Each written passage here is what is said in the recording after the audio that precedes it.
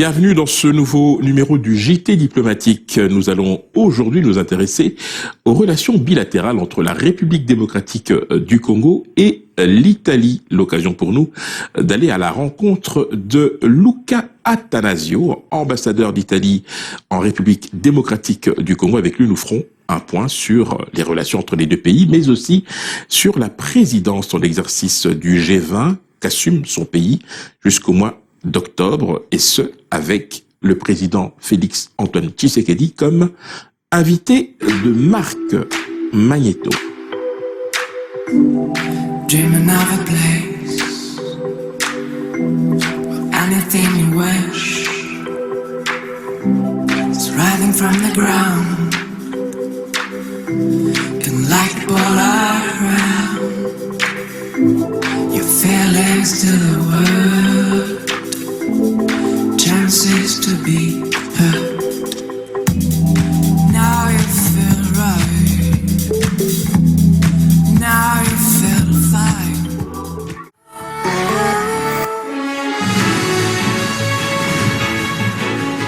Bienvenue dans ce nouveau numéro du JT diplomatique. Aujourd'hui, nous allons nous intéresser aux relations bilatérales entre la République démocratique du Congo et l'Italie. L'occasion pour nous, de faire un bilan des relations entre ces deux pays, dont l'amitié, les liens de coopération, aussi bien au niveau bilatéral et autres, n'ont jamais été démentis. Et pour ce faire, quoi de plus normal que d'accueillir celui qui représente l'Italie en RDC maintenant depuis 4 ans, son Excellence, Monsieur Luca Attanasio, ambassadeur d'Italie. Monsieur l'ambassadeur, bonjour.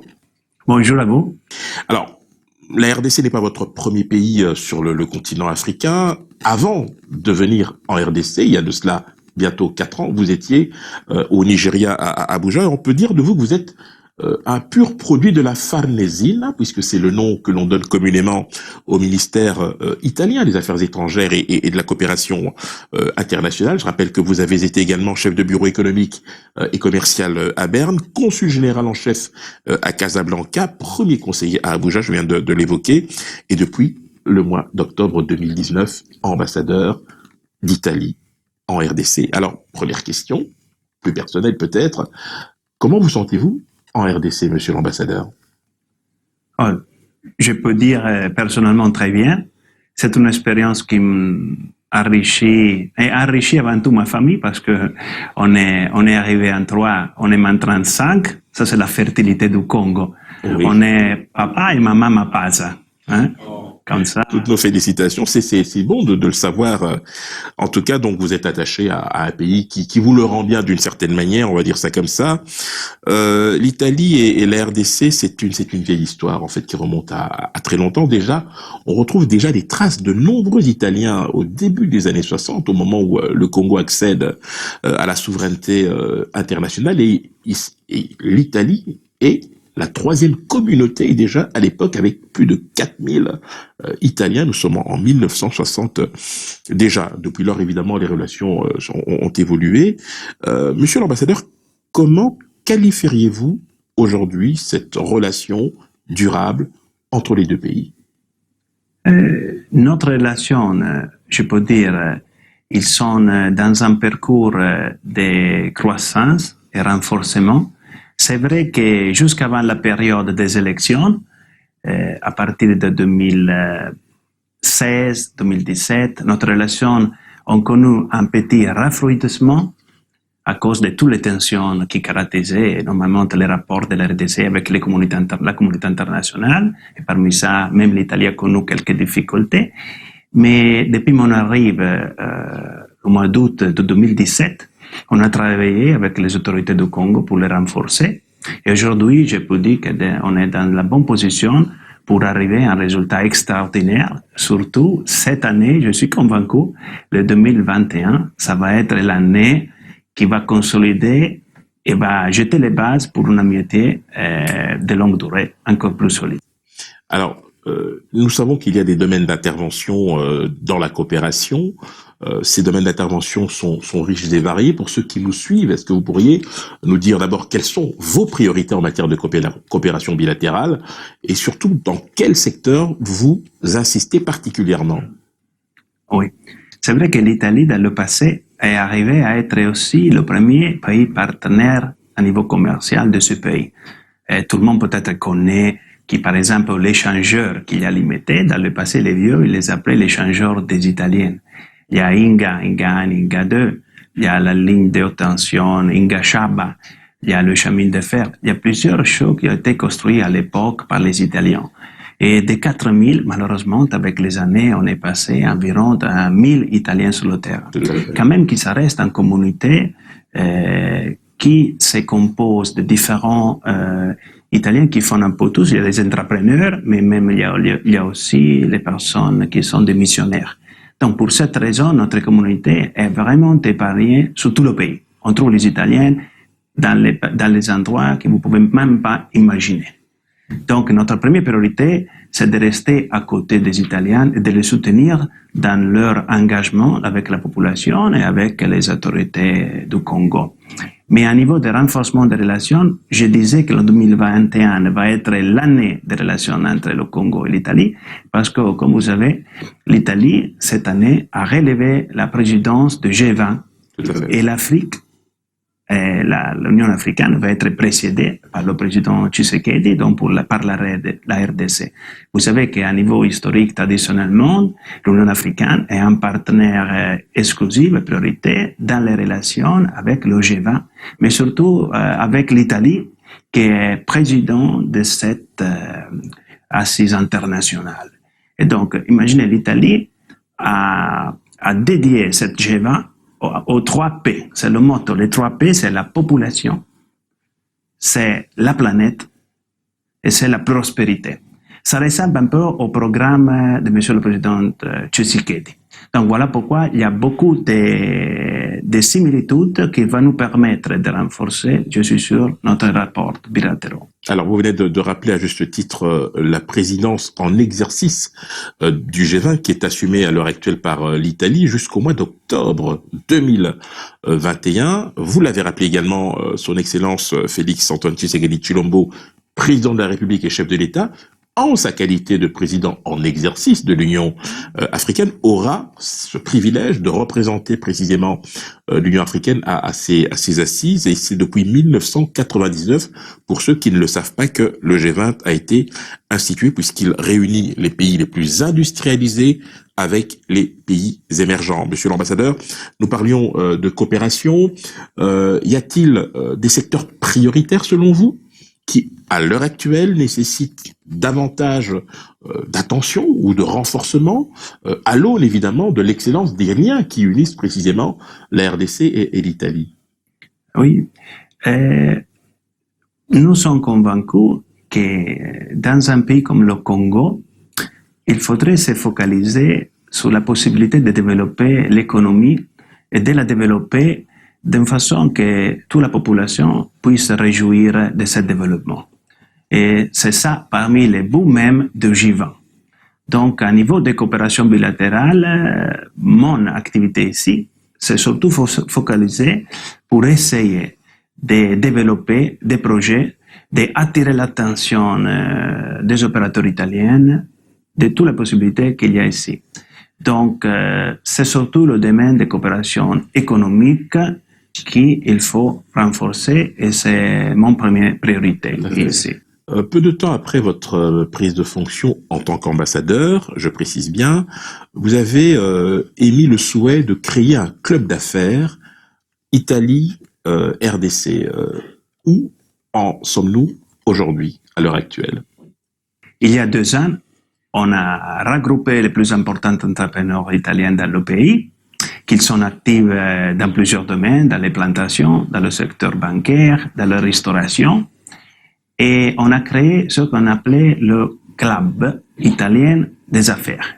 Mais ça reste toujours un club de concertation entre nous, Italiens, pour voir de faire un peu système, de s'aider et de se soutenir pour avoir majeur contact, pour échanger des opportunités, mais surtout pour collaborer. Parce que la tendance, c'est aller chacun pour eux, mais l'union fait la force. Est-ce que la création d'une chambre de commerce et d'industrie italo-congolaise vous semble souhaitable?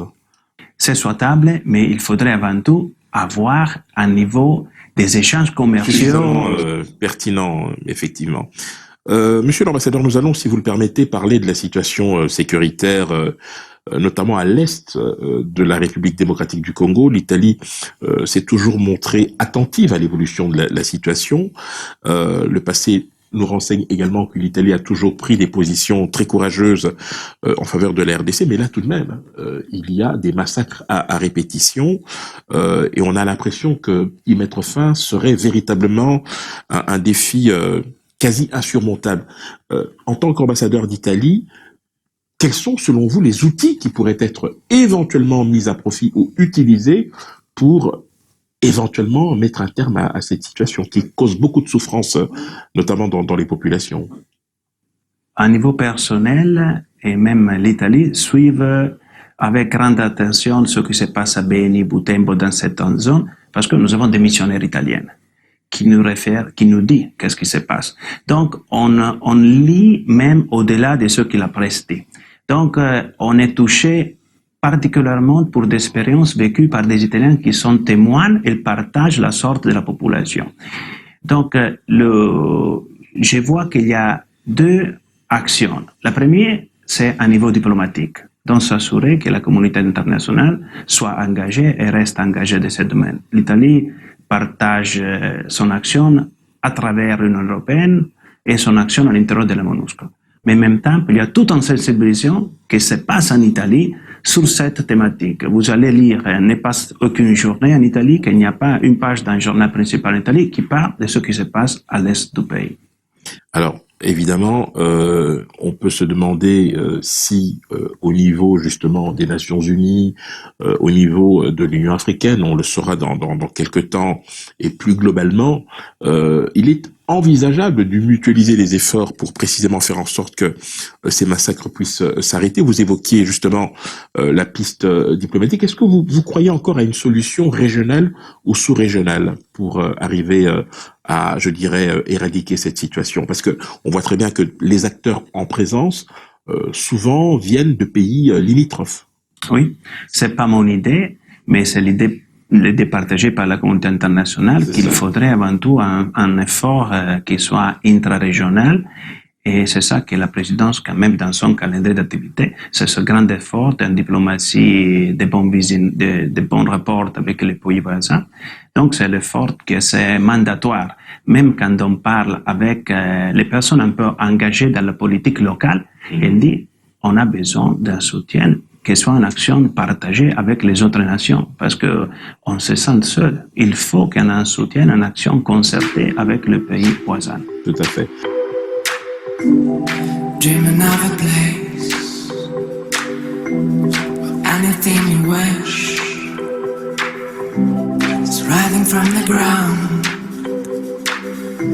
can light the ball around your feelings to the world, chances to be heard. Now you feel right.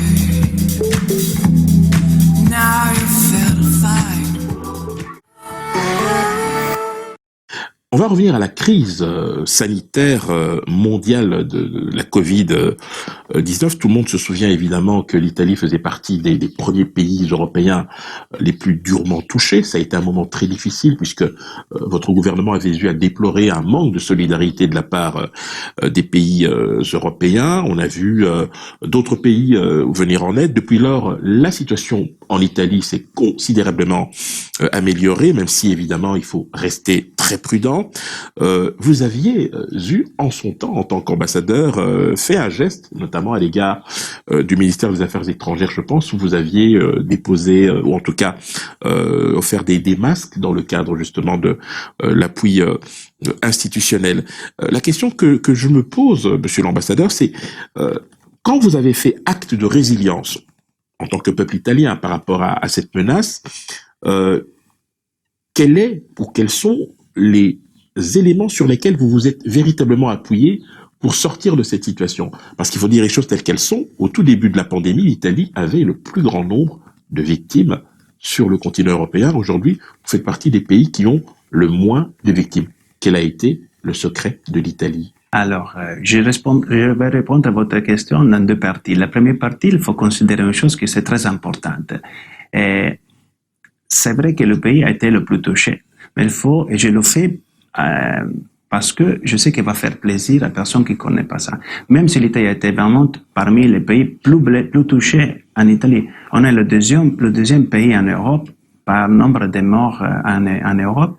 On a avant-hier dépassé les 80 000 morts en Italie. Donc c'est un nombre monstrueux. Après le Royaume-Uni. C'est un choc pour l'Italie incroyable, qui est en train de vraiment presque réduire d'une façon drastique les affects les personnes qui on aime, qui ont depuis des 70 ans. C'est quelque chose de terrible. Mais même dans cette situation, on a vraiment désiré d'être solidaire avec le Congo. Donc, on est parmi les pays qui sont intervenus pour soutenir la lutte de cette pandémie. Personne ne savait à quel niveau elle pouvait impacter sur ce pays. Donc, en considération de la faiblesse de certaines structures sanitaires, on a dit il faut même intervenir, même si on n'a pas les moyens, tous les moyens sont faits en Italie.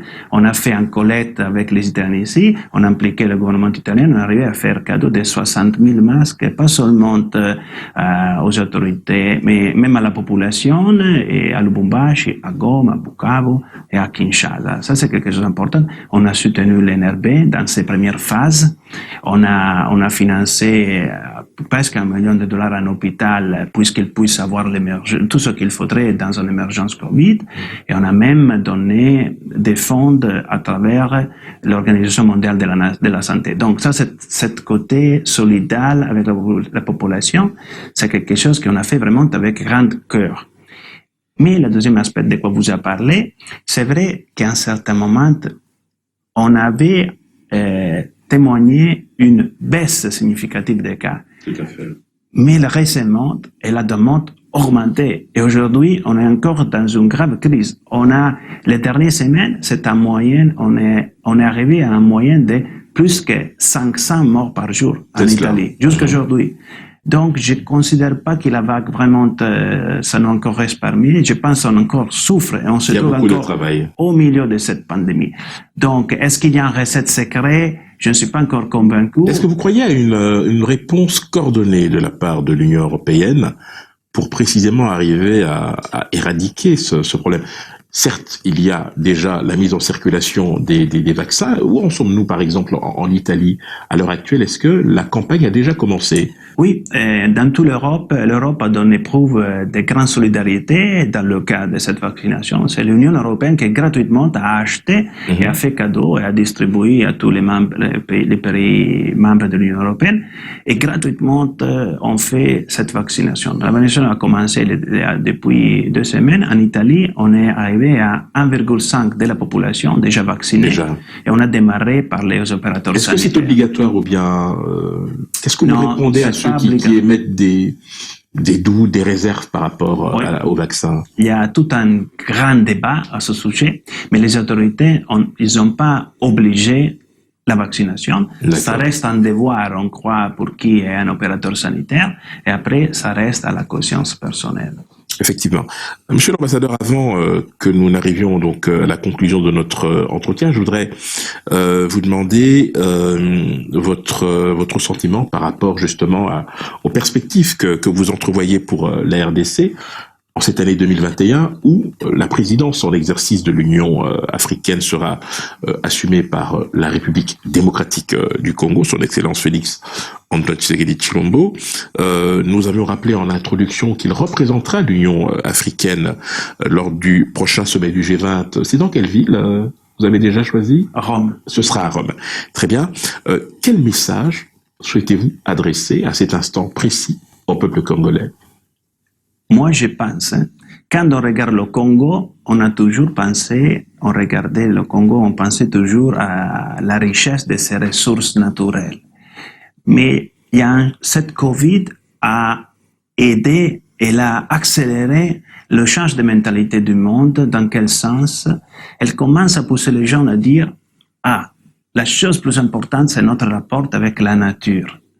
Et l'économie peut devenir une économie ciblé, construit autour de l'exploitation positive de la nature. Donc, ce qui s'appelle la révolution verte. Alors, quand je regarde le Congo, je vois une autre immense richesse.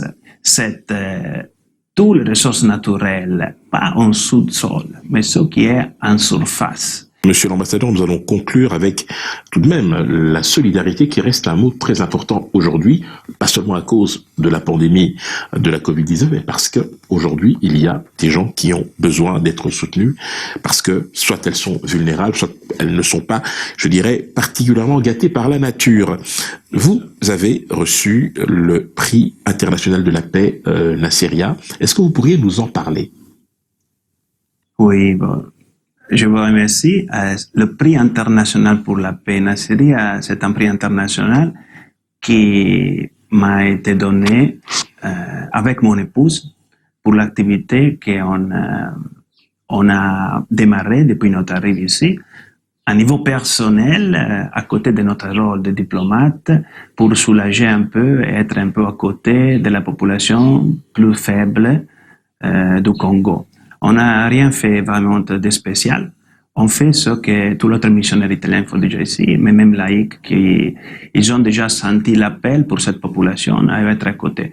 Donc, on a fait des initiatives, on a démarré en ONG, on a fait des initiatives pour mobiliser, pour sensibiliser les gens qu'il y a toute une partie de la population qui nécessite beaucoup plus d'attention de ce qu'elle reçoit aujourd'hui.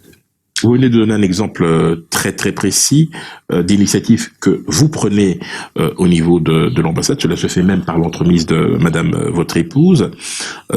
L'ambassade a aussi d'autres activités qui lui permettent de préserver, de raffermir, de développer des liens d'amitié avec la RDC. Pour cette année 2021, qu'est-ce que vous pouvez nous annoncer d'ores et déjà?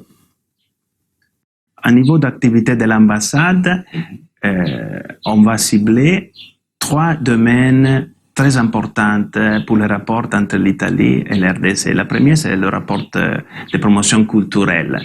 Normalement, on a toujours essayé de promouvoir et soutenir le domaine de la culture italo-congolaise.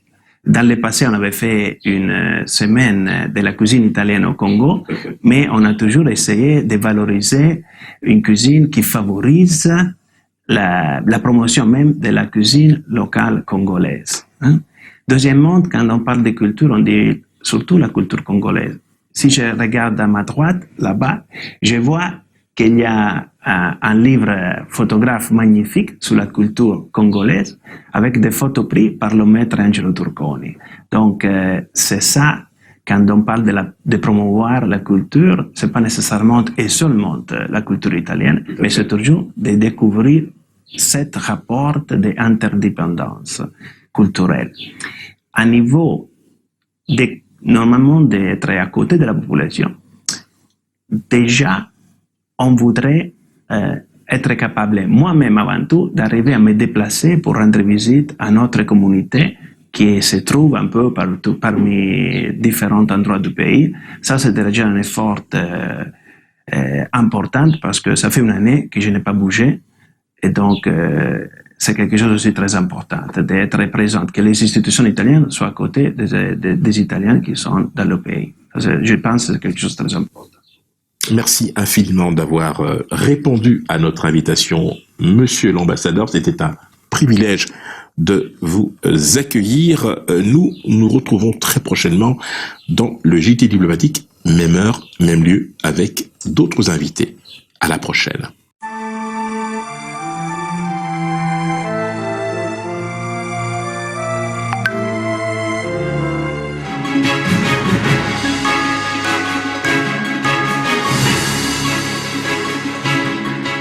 Vous l'aurez compris, les relations entre la République démocratique du Congo et l'Italie sont au beau fixe. Nous aurons à cœur de revenir vers vous avec d'autres relations bilatérales dans un prochain JT diplomatique. À très bientôt.